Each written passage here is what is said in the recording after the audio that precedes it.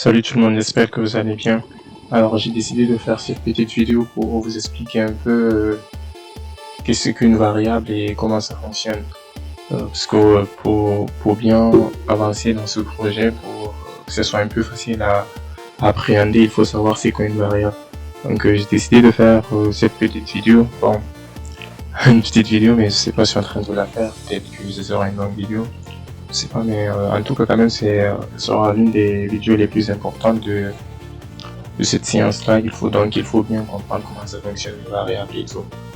En gros, ce qu'on va faire ici, on va voir les variables, on va voir comment les déclarer, comment les utiliser et les types de variables qui existent, les types de retour et tout. Je ferai la même chose aussi quand on sera arrivé au niveau des fonctions, parce que c'est aussi à peu près pareil, c'est l'un des trucs aussi les plus intéressants à voir. Alors on va directement commencer. En fait, les variables ce sont des symboles qui associent un nom à une valeur et qui peuvent changer de valeur au cours du temps. C'est-à-dire, si on définit une variable, on peut la modifier tout au long de notre code. C'est vraiment intéressant ça, parce que là, ce qu'on avait vu, ce que je vais faire, je vais créer un nouveau fichier. Je pense que c'est bon. Nouveau fichier, puis je vais l'enregistrer. J'ai mis CTRL S et alors je vous explique comment j'ai fait. Je vais là, fichier, new file et CTRL S pour enregistrer. Donc moi je vais donner une variable point .c. ok, là c'est bon, on a notre fichier. Alors c'est std lib.hp std, voilà. Ok, une fois qu'on a ça, on va créer notre fonction principale, int main. Je vais faire un return 0. Ça j'avais expliqué au début qu'est-ce que ça fait, mais je vais revenir encore dessus quand on va arriver au niveau des fonctions. Ça sera plus clair là-bas aussi. Je vais utiliser la variable qu'on avait définie la dernière fois, c'était int trace. Voilà. Là j'ai juste défini une variable, je vais la définir sans l'initialiser. En gros, pour définir une variable, il faut tout d'abord donner son type. Là c'est le type, et l'identificateur. L'identificateur c'est le nom en fait. Donc on peut dire qu'une variable est caractérisée non seulement par son nom, son type et aussi son adresse en fait, l'endroit où dans la mémoire où elle est stockée en fait. Il y a aussi sa portée, pour ça on en parlera après, sa visibilité, sa durée de vie et tout. Donc là on va commencer juste par le nom ici. Voilà, on va commencer par le nom, après on viendra par le type et tout. Je vais faire ici une ligne de ça, c'est sur nos commentaires, on va les mettre ici. Donc tout ce qui est là en fait, le compilateur il va ignorer ça. Alors au moment de la compilation il va ignorer ça. Donc ça c'est juste pour nous en fait. Le nom, il y a un principe à respecter pour le nommage dans une variable en fait. Donc là il y a des caractères qu'on ne peut pas utiliser. Par exemple, d'autres caractères spéciaux on ne peut pas les utiliser. La première lettre en fait, ou bien le premier caractère, si là par exemple dans le choix, le premier caractère c'est le C là. Donc on va dire premier caractère. Le premier caractère en fait, lui il peut prendre de A à Z en majuscule, il peut prendre de A à Z minuscule, il peut prendre aussi le tiret de 8 ou bien le underscore ou caractère surligné, c'est le tiret de 8 ça. Et aussi on a le reste des caractères, le reste des caractères peuvent prendre, le reste aussi peut prendre ça. Voilà, A à Z minuscule et majuscule, ça peut prendre ça aussi, mais en plus ça peut prendre de 0 à 9 aussi. Quand je dis de 0 à 9, ça peut prendre 10 ou 11, donc en fait c'est les chiffres en fait. Mais c'est impossible de prendre par exemple ça comme nom de variable, ou bien ça, ça, des caractères comme ça, là, on peut pas les utiliser. Il y a aussi d'autres mots qu'on peut pas utiliser, c'est-à-dire les mots réservés, on peut pas les utiliser. Je pense que j'avais créé une liste de mots réservés, une petite liste là, voilà.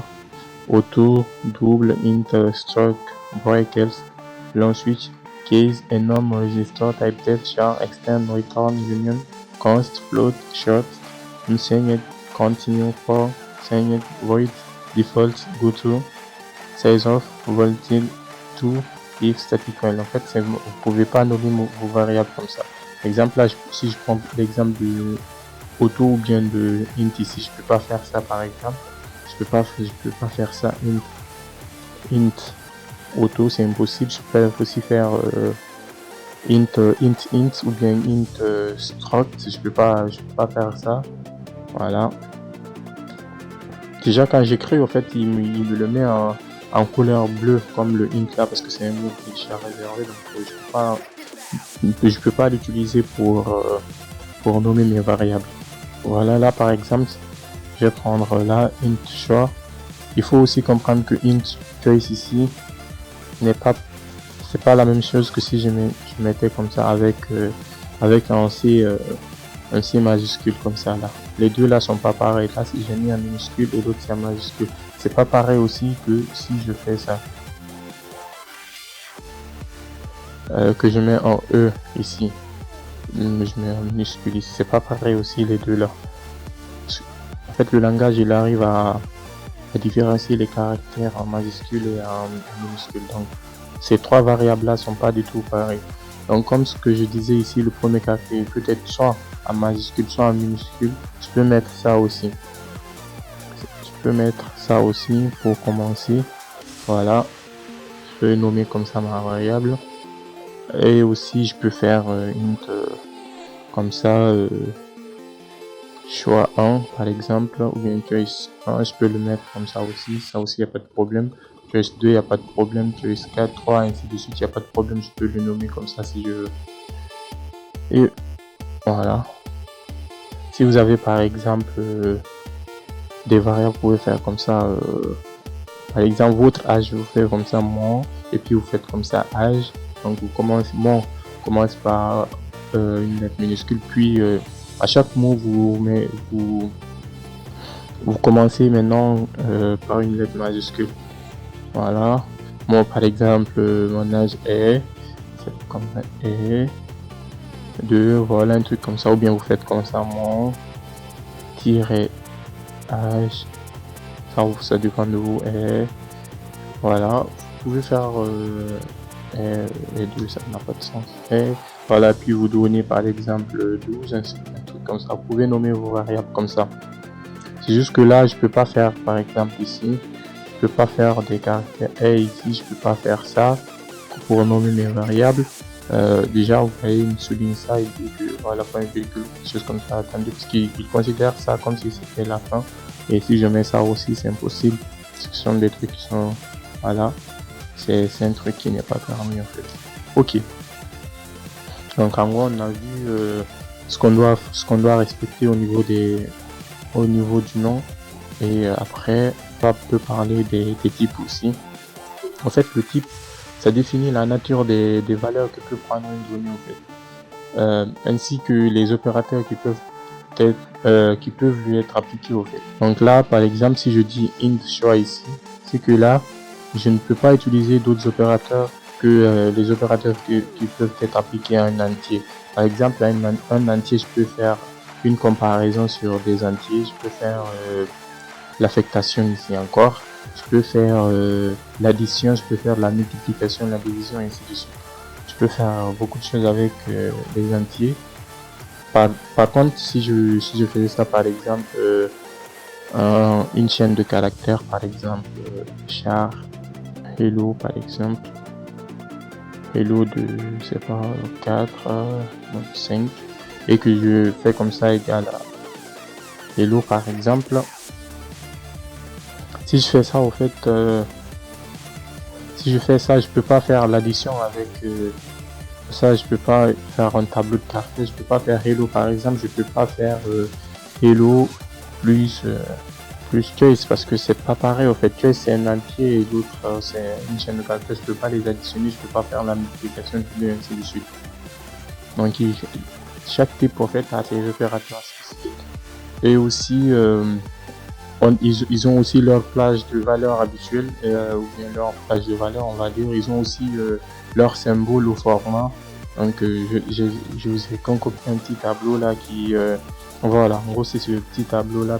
Là si je viens ici, voilà par exemple si je prends le type char, signification en fait ça veut dire caractère et sa plage de valeur habituelle c'est de moins 128 à 127.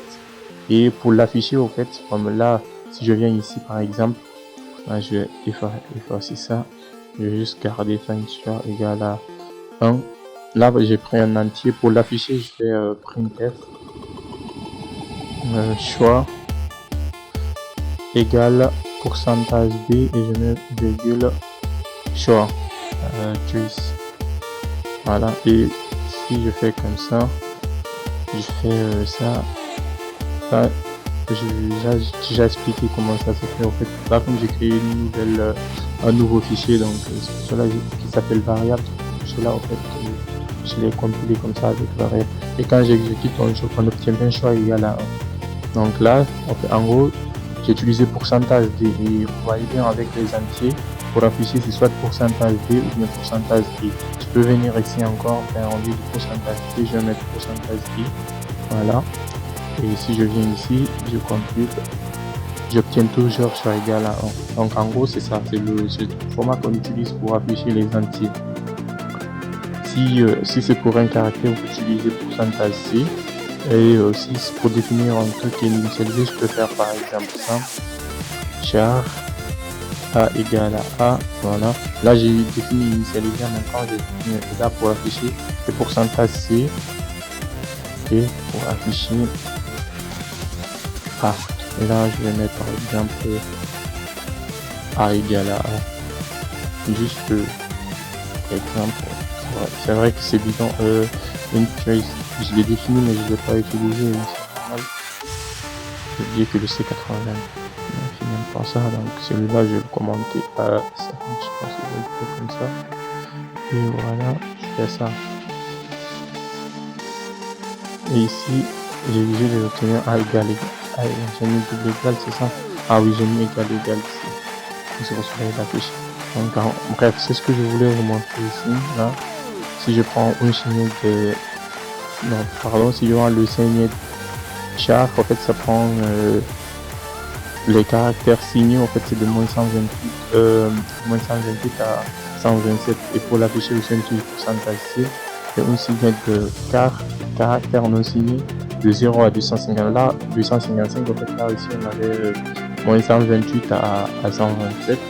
Et là, à peu près, c'est comme si on faisait la somme de deux là, en fait, pour obtenir 255 ici. Comme on peut prendre, on peut pas utiliser ces valeurs là, donc à la place de ça, on va augmenter ici pour obtenir ça. Il faut l'afficher aussi. Un short aussi, ça veut dire entier court, qui varie de moins 32 768 à 32 767. Et pour l'afficher, on utilise, on travaille avec, même pour la saisie, pour demander au fait de saisir en chart. En fait, je vais faire un exemple. On va faire pourcentage HD. Je veux toujours travailler avec le int. Là, par exemple, si je veux demander à l'utilisateur de saisir un entier, je vais faire en scanf, par exemple, je vais le faire en scanf et je vais faire en pourcentage. Un pourcentage D parce que c'est ce qui nous permet d'afficher, d'écrire le format pour les entiers et je mets comme ça. Maintenant il faut que je précise l'adresse parce que je dois mettre ma variable, pour ça je dois utiliser le e-commercial ici parce que c'est pas un pointeur. Bon, j'utilise le e-commercial et je donne ici ma valeur. Ici c'était choice. Alors pour que ça fonctionne, il faut que j'enlève ce que j'ai commenté ici. Voilà, il faut que j'enlève ça, sinon ils vont me dire que ça n'a pas été défini. Et là, je vais faire un autre printf. Choice égale à pourcentage D et ça sera choice. En gros, si je viens là maintenant, juste faire un petit... je vais juste revenir à la ligne une fois que j'arrive ici. Voilà, si je viens là et que je compile, je fais ça, j'obtiens A ici. Par exemple, j'ai pas écrit d'autres phrases, il me demande juste, je tape par exemple 123, j'obtiens bien que c'est égal à 123. Voilà, en gros c'est ça. Et j'étais où déjà? Alors ici, en fait, on signe chart aussi, voilà, ça varie de 0. En fait, ça c'est les entiers courts non signés là, par exemple 0 à 65 535 en fait. Donc là aussi c'est le double de ça si vous faites celui-là plus celui-là aussi, parce qu'on peut pas prendre les négatifs, donc on va doubler ici. Et pour les ici c'était pour HT, et là pour afficher c'était HQ. Les shorts en fait c'est HH. Maintenant là c'est les 1 entier, donc c'est HD comme le D ici. Et unsigned, si vous regardez ici le unsigned, c'était pour l'afficher, c'est pourcentage U, mais comme il y a le short devant, donc c'est HU. Et l'entier ça varie de tout ça là à ça, et c'est pourcentage D ou pourcentage D. Si je vais en unsigned int aussi, entier non signé, ça là aussi ça, plus on avance plus ça devient énorme. Voilà, de 0 à ça, et puis pour afficher on utilise pourcentage U. Et le long, en fait ce sont des entiers longs, et là c'est 9 fois 10 puissance moins 18 à 9 fois 10 puissance 18. Et pour les utiliser, là c'est un entier et j'ai long. Le long j'utilise un L, puis j'ai un entier, donc c'est D comme tout à l'heure là, ou bien I, parce que les entiers c'est D ou I, voilà. Et unsigned c'est U, comme il y a le long ici, le L, donc c'est le LU. Et aussi on a les floats qui sont les réels simples précision, en fait c'est de 10 puissance moins 38 à 3 fois 10 puissance 38. Et ça c'est pourcentage F ou pourcentage E. Et on a aussi les doubles, réels double précision, 2 fois 10 puissance moins 308 à 2 fois 10 puissance 308. Voilà. Pour les afficher, on peut utiliser pourcentage F, pourcentage E majuscule, G ou G majuscule. Et long aussi, le long double, réelle précision étendue, voilà, de 3 fois 10 puissance moins 4932, 10 puissance 4932. Et pour l'afficher aussi, comme il y a de long, c'est le long. Le F aussi, normalement le LF, LE,